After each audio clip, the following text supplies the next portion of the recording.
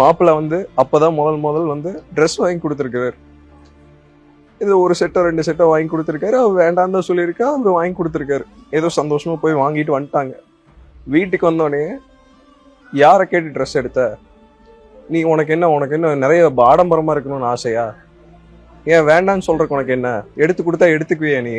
அப்படின்னு வந்து சம்மந்தமே இல்லாம ஆரம்பிச்சு, மாமா நான் வேண்டாம் தான் சொன்னேன், உங்க பையன் தான் எடுத்து வந்தாரு, அன்பை எடுத்து வந்தாரு, நான் வேணான்னு சொல்ல முடியல, நான் அதனாலதான் எடுத்துக்கிட்டேன் அப்படின்னு சொன்னதுக்கு அங்க ஆரம்பிச்சு சம்பந்தமே இல்லாம என்னென்னமோ பேசினாருன்னு சொன்னான்.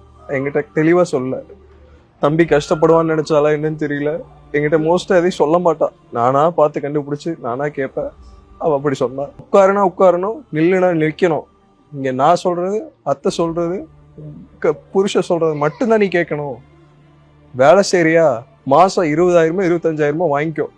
என் பையன் உன்னை ரசிக்கணும், நீ அழகா இருக்கின்னு சொல்லணும், நீ கூப்பிட்ட இடத்துக்கு வரணும், எதுவுமே நீ நினைக்க கூடாது. நாங்க என்ன சொல்றோமோ நீ அதை மட்டும்தான் செய்யணும்.